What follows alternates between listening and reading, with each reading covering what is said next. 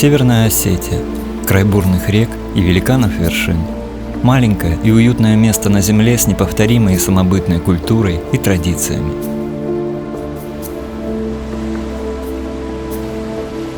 Именно здесь, в небольшом шахтерском поселке Мизур, где стремительно пробираясь сквозь живописные ущелья река Ардон несет свои воды к Тереку, в 1949 году родилась будущая звезда оперной сцены Лариса Бацоева.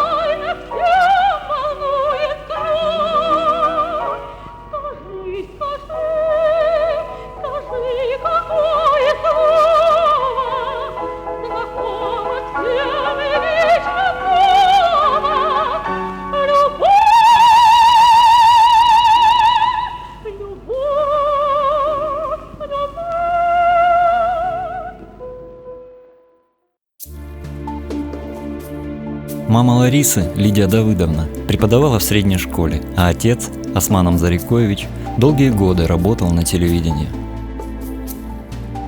Дедушка был таким мужчиной очень представительным, очень общительным. Он мог с каждым найти общий язык. Достаточно простой, хоть и работал на руководящих таких должностях всегда. А бабушка, она, наоборот, была застенчивая, но она была глубоко образованная.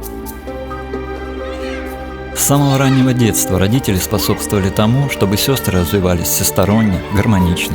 Музыка, поэзия, живопись стали постоянными спутниками детей. Маленькая Лариса с удовольствием училась в музыкальной школе, участвовала в концертах, поселковых культурных мероприятиях, сочиняла музыку, писала стихи.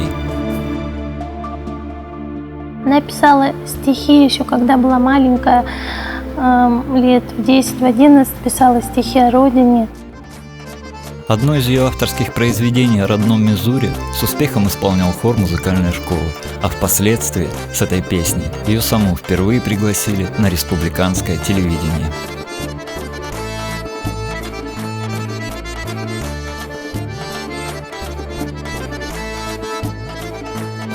Горы поют со мной о красоте твоей. Я хочу, чтобы ты, Мизур, в мире и счастье уснул. Мой поселок Мизур родной, радость делю с тобой. И куда бы я ни уехала, будешь всегда со мной.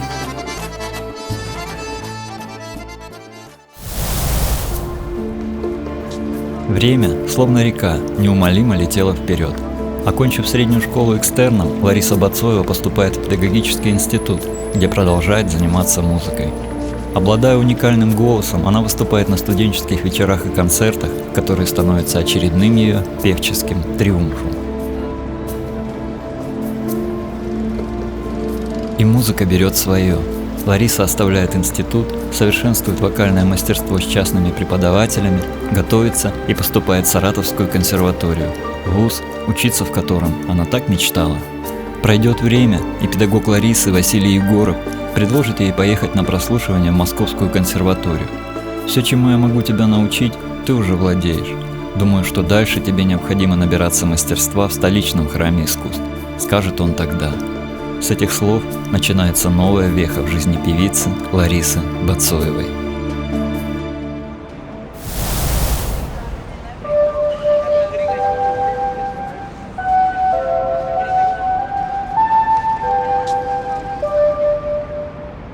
Говорит Москва. Московское время 8 часов.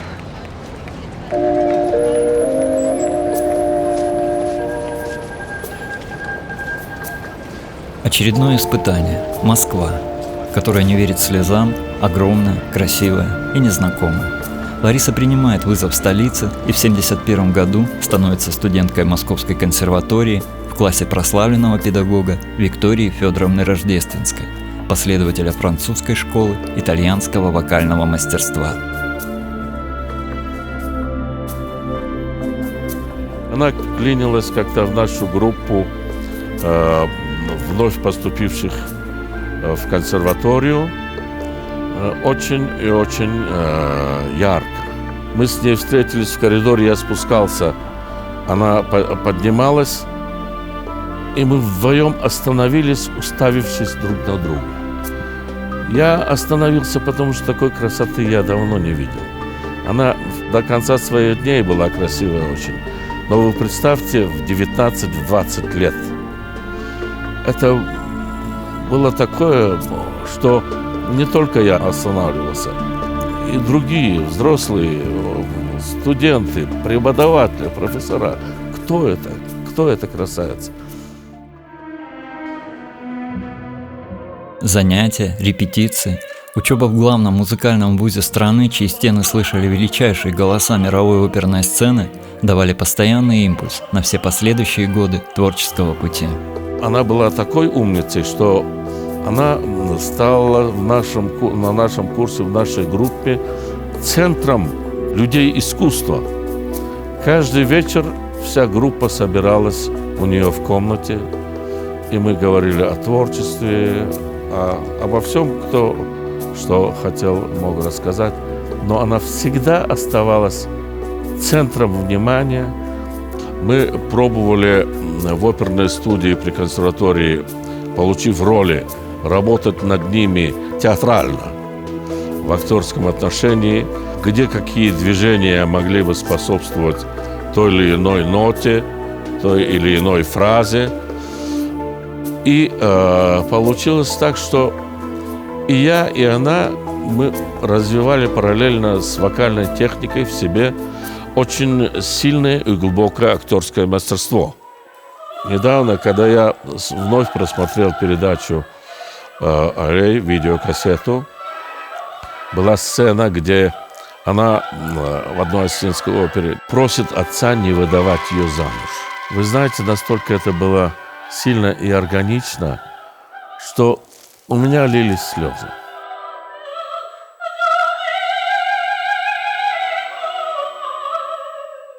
Да, она, когда играла, она своей игрой доводила людей до слез, даже своих коллег. Это началось еще вот в консерватории, когда она училась на последнем курсе. Она играла в роли Мими в опере «Богема» Джакомо Пуччини. И так сыграла эту роль, что вот в последней сцене, когда эта Мими умирает, ее партнер так расчувствовался, прямо так головой и стукнулся на грудь, и было больно. Она потом его спрашивала: что ж ты так? А он говорит: да я, говорит, не мог, я прямо поверил, что ты умираешь. Обладая неповторимым лирико-колоратурным сопрано, своим пением, отношением к учебе, Лариса буквально очаровала всех вокруг. Настолько, что один из преподавателей предложил ей выйти за него замуж, обещая сделать все для ее дальнейшей успешной карьеры. Но сердце Ларисы давно уже принадлежало другому.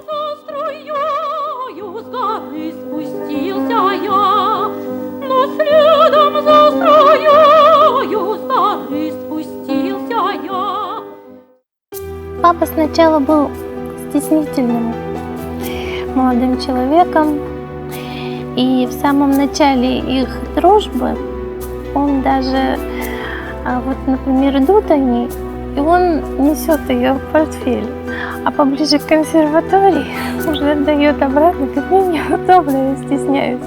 Мои личные отношения с Ларисой, они были совершенно неожиданными. Не как в встречумном бале. Тебя я увидел, но тайно твои покрывала черты. Мы настолько впились в друг друга душами, что мы держались за руки. И несмотря на то, что это консерватория, несмотря на то, что профессура может осудить. Когда мой профессор Владимир Владимирович Шушлин, он мне сказал: слушай, Атхам, голубчик, вот я вижу, ты хороший парень, все, голос у тебя прекрасный. Ну что это у вас за любовь с Ларисой Бацоевой? Я говорю: Владимир Владимирович, я влюбился в своей жизни так, что это я вижу, я понимаю теперь, кто были Ромео и Джульетта. Мы же поем, мы же говорим о Ромео и Джульетте. Почему вы тогда решили трактовать все это в этом ключе? Он прислушался, вызывает меня ректор консерватории Александр Васильевич Свешников. Говорит: слушайте, Халиков, значит, что-то вот кафедра ваша недовольна, что вы, мол, встречаетесь с Бацоевой. Я сказал: посмотрите наши оценки, мы разве плохо учимся? И, значит, он говорит: да, мне сказали, что вы оба учитесь на отлично. Потом он звонит, значит, заведующему кафедры Тицу: слушайте, Гуго Натанович, давайте поймем получше этот вопрос, постараемся понять. И вот мне удалось Ларису отвоевать и себя тоже защитить от непонятной интерпретации наших отношений. Нас оставили в покое, кроме того, стали потом нас ставить в пример. Через несколько лет Лариса выходит замуж за Атхама Халикова, и вскоре на свет появляется их дочь Мадина. Консерватория окончена, и перед молодой семьей встает вопрос о том, куда ехать работать. Ее тянуло на родину, в Осетию, а Атхаму, учившемуся по направлению, необходимо было возвращаться в Таджикистан. Она сказала: поедем работать ко мне на родину. Я хочу служить своей родине. А в это время меня вызывают в посольство Таджикистана и говорят: вы закончили консерваторию, но вас ждут в оперном театре в Таджикистане. Мы вас по направлению прислали в Московскую консерваторию, вы должны вернуться. Я говорю: Лариса, мы должны ехать. Нам дают сразу жилье. Получилось так, что я временно уехал, надеясь, что она все-таки оставит все и приедет в Таджикистан. Она не приехала. Потом я уехал, меня взяли в Большой театр, в стажерскую группу. Сейчас я работаю в Италии.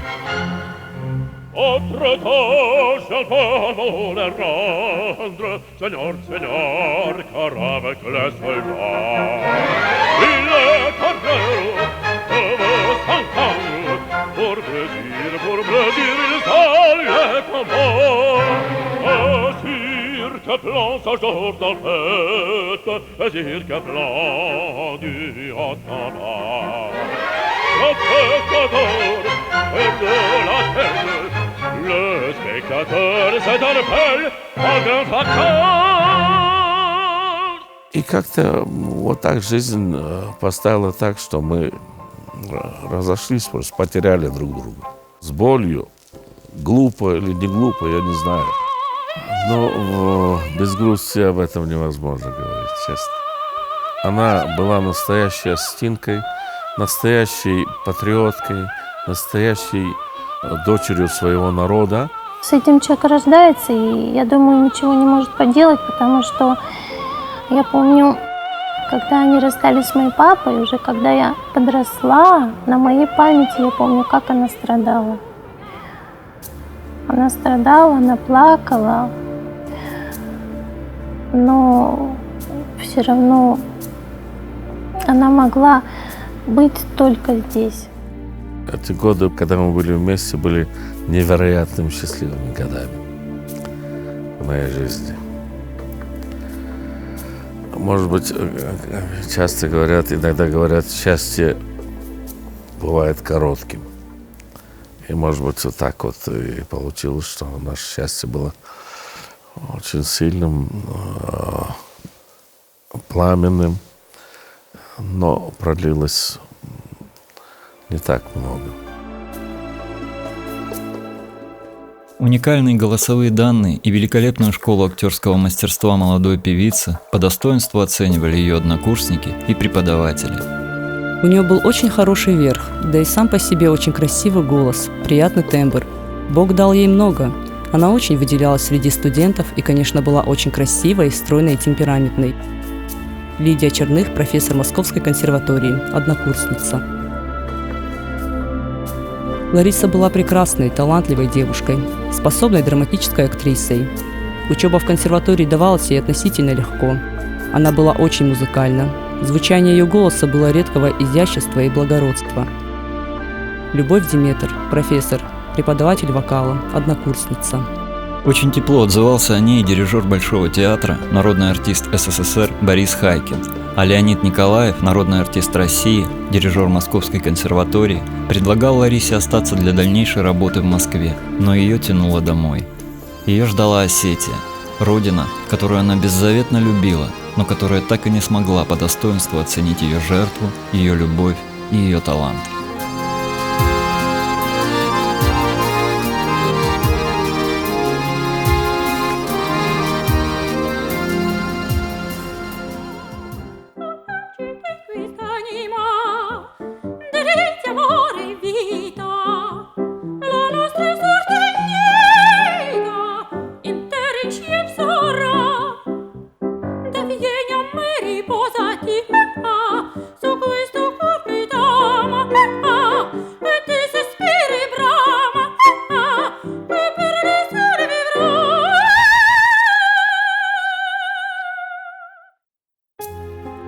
Когда-то, а это было очень давно, по-моему, я была молодой, начинающей и пианисткой, концертмейстером, была приглашена на работу в этот театр. И буквально очень скоро, после того, как я начала работать, приехала Лариса Бацоева, она приехала из Москвы. И вот чуть ли не здесь, да, именно вот здесь, вот где я сейчас сижу, вот на этом пятачке, мы как раз с ней и познакомились, потом не раз это вспоминали. И Ларису представляли как молодую певицу, начинающую свой творческий путь. И она закончила консерваторию московскую, только начинала петь в театре. И так получилось, что вот именно этот театр стал основным местом ее работы. Она, видимо, движимая чувством патриотизма. Может быть, и также еще тем, что очень хотелось жить, работать именно здесь. Тогда это был город Орджоникидзе, где много родственников, друзей, знакомых, где живет ее семья. Она приехала сюда. И буквально вот с первых же мгновений знакомства я очень с ней подружилась и почувствовала к ней очень такую большую приязнь. И это был удивительный человек. Теперь, когда прошло действительно много лет, и ее уже, к сожалению, тоже нет. Теперь, когда я уже 9 лет являюсь художественным руководителем этого театра, мне очень ее не хватает. Я это очень остро чувствую. Наверное, ни о ком я так не сожалела, как вот об этой удивительной певице и человеке. Яркая, красивая, с большими распахнутыми черными глазами, очень харизматичная, обаятельная. И самое главное, с невероятно красивым тембром голоса. Она мне сразу же, когда я услышала ее удивительно красивый голос, напомнила великую певицу Зару Долуханову. Мне кажется, Зара Долуханова была ее кумиром, и она где-то в чем-то даже старалась быть похожей на нее, и ей нравились интерпретации вокальные Долухановой. Она много об этом говорила потом со мной. А теперь, по прошествии многих лет, она слишком, наверное, рано родилась. Вот сейчас время другое, когда мир открыт, когда человеку ничто не мешает уехать и работать там, где ты хочешь. Мне кажется, что артист, певец с голосом такого красивого тембра, с интеллектом, который был у нее, мог работать в любом, даже в самом первом театре нашей страны. И она, к сожалению, осталась здесь, и у нее была семья здесь, мама, Она очень любила маленькую дочку свою, вообще всю свою семью, папу, сестру. И очень часто говорила о том, что вот у нее как-то связаны этим руки.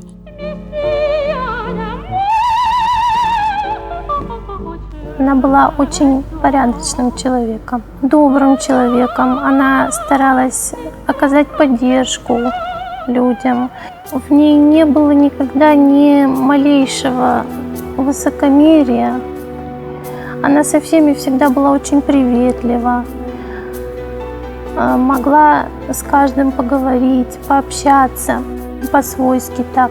Все время занималась своим самосовершенствованием и учила даже те роли, которые не ставились в данный момент в театре.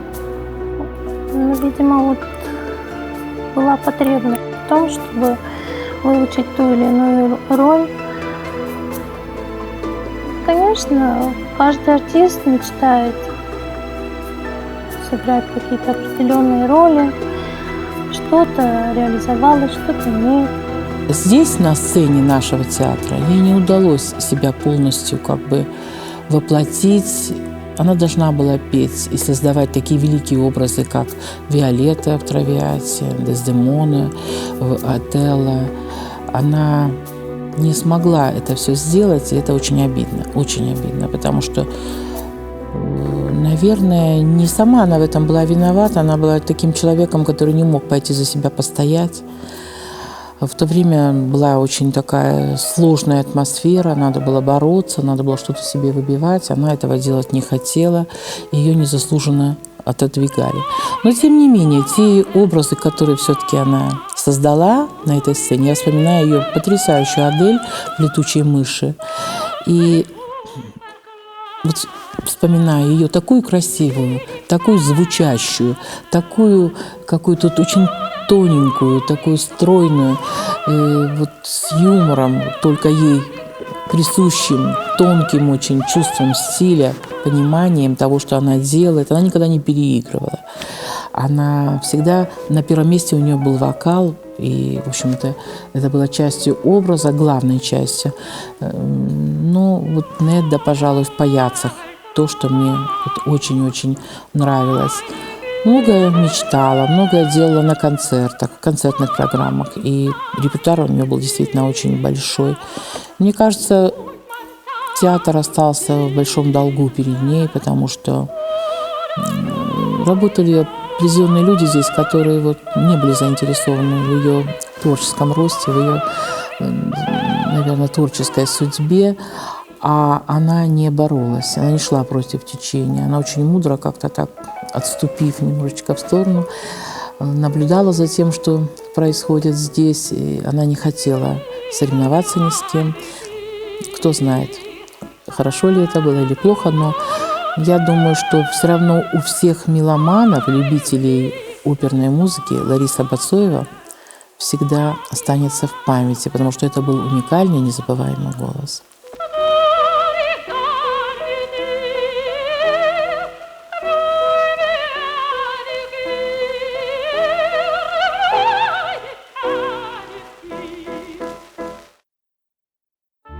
Все мысли, мечты и надежды Ларисы по возвращении на родину были связаны с поднятием уровня классического оперного искусства в музыкальном театре республики. Сыгранные многочисленные роли, среди которых Иоланта Чайковского, Травиатта Верди, Серлина в «Служанке госпожи Перголези», Мими в «Богеме Пучини», Фатима в одноименной опере Плиева, а также многие другие, отличались яркостью и выразительностью музыкального образа, новизной воплощения.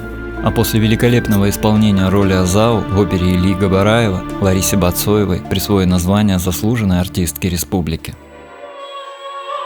Она каждую роль могла так отобразить, так перевоплотиться, что мне сложно сказать, что было лучше или хуже. Она была всегда разная в каждой роли. Когда она играла в «Травиате» Виолетту, потом ее коллега Хасан Кочиев звонил моей бабушке, говорил по-астински, что, мол, я, говорит, так расчувствовался, я, говорит, плачу, я, говорит, не могу, как, говорит, она это сыграла. Однажды мой дедушка пошел на ее спектакль и сказал: больше не пойду. Я так расстроился, я так расчувствовался. Вот так она играла. Ее принимали очень хорошо, и благодаря ей я тоже старался подтянуться, хотя был моложе ее по стажу работы в театре. Обладала очень хорошим голосом, которым она могла украсить любую сцену в России, а может быть даже и дальше. Она очень хорошо владела своим родным языком, сейчас который многие не могут похвастаться вот этим. И я спел с ней в опере Христофора Плиева «Фатима». Она была прекрасной Фатимой. Пела вот арию и вообще дуэт Фатимы и Ибрагима был очень сложный. У Христофора Плиева, между прочим, музыка очень сложная бывала. Но она с такой легкостью этот дуэт проходила, что я даже не замечал, как этот дуэт заканчивался, считай, на одном дыхании.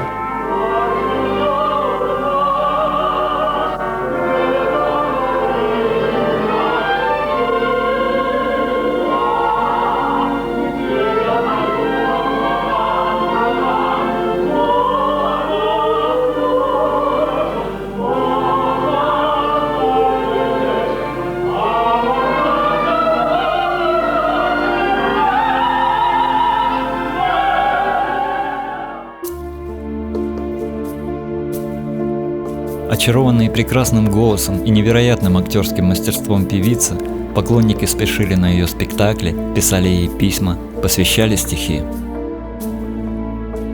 Конечно, невозможно рассказать все, что в ней хорошего. Она очень много сделала для нашего искусства, для театра.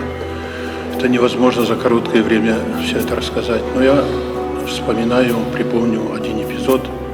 Ее поездка, вместе ездили из Осетии группа работников искусства. И я был свидетелем на концерте в Болгарии, да.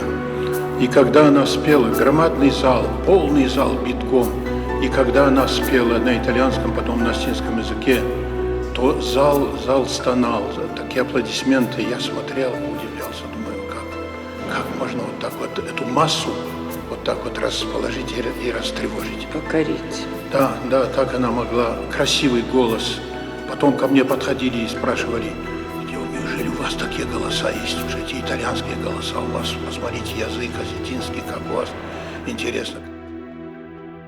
Мы очень много ездили вместе, выступали в концертах, и ее здорово всегда принимали. Она была очень, повторяю, обаятельная. Голос был настоящим итальянским по тембру. Он был такой темный, он в то же время сверкал. У него в этом голосе чувствовалось большое богатство обертоновое. И вот он был какой-то всегда влажный, он был очень объемный голос. Не все роли удавалось вынести на суд зрителей, несмотря на активные репетиции. Творческие устремления артистки часто натыкались на зависть и надуманные преграды доброжелателей. Но к чести Ларисы Бацоевой она всегда оставалась выше этого, честно и бескорыстно отдавая себя искусству.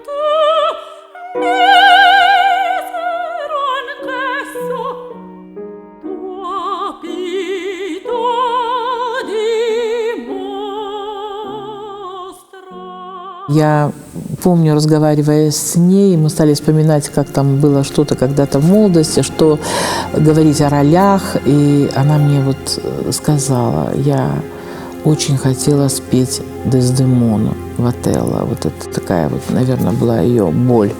Очень хотела делать, создавать, вот, работать над образами лирической оперной героини, и те партии, которые вот я перечислила уже и были ею созданы, они, конечно, очень-очень хорошо ей удались. Вот. Другое дело, что иногда не шились вовремя костюмы, иногда кого-то выпускали, кто не очень соответствовал этим партиям. И от этого у нее очень как-то опускались руки, портилось настроение, она много времени проводила и в слезах, но она не понимала и не знала, как вот эту несправедливость как-то нарушить и что делать. Но что у нее был только голос, было только пение, и мы, к сожалению, тогда были молодыми со всеми и, в общем-то, наверное, ничего не могли изменить.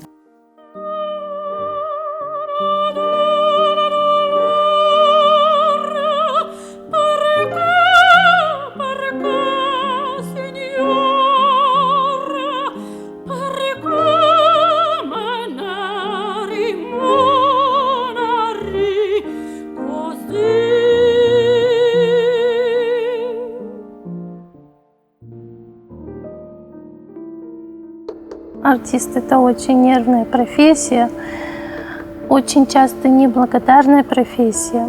И материально, конечно, это не самая, скажем так, высокооплачиваемая профессия у нас была.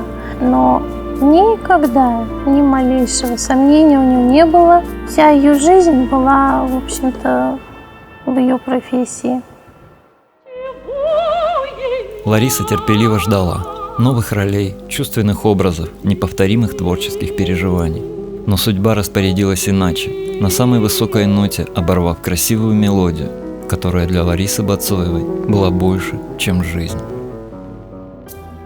Ну, такова, значит, была ее судьба. Она как яркая такая птица какая-то, с диковинными, наверное, в диковинном оперении, какая-то очень яркая, звонкая, голосистая, приехала сюда. Вот к себе на родину, преисполненная, наверное, каких-то мечтаний, может быть, дерзких, может быть, каких-то очень таких в то время невозможных для осуществления, радостная, приветливая, очень открытая, душевная. И несколько лет ожидания каких-то ролей, каких-то крупных работ, которые абсолютно точно ей были по голосу. Но этого не случилось, поэтому я вот очень часто ее вспоминаю, мне не хватает ее чисто по-человечески, не хватает вот как человека, который просто бы вот был рядом. Она была очень мудрая, она добрая, она вот любую ситуацию как-то вот по-своему могла оценить, разрешить, какие-то неожиданные выводы сделать.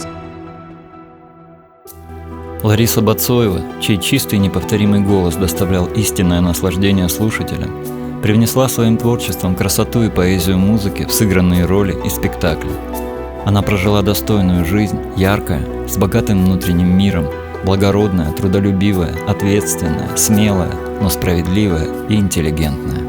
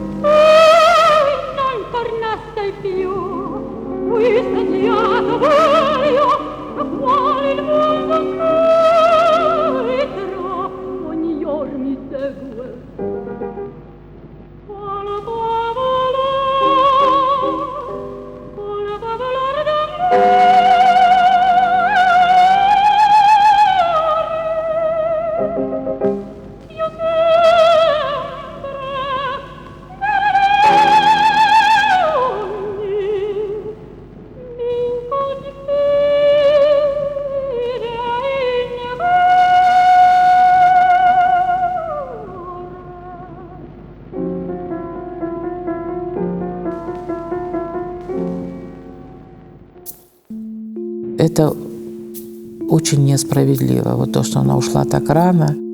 Ее лепта, ее вклад в историю нашего театра, он неоценимый. И ее божественно красивый по тембру голос, ее вот такое лирическое, очень поэтическое дарование, Во всяком случае, те, кто помнит, как она пела, вот, наверное, у всех навсегда в памяти останется.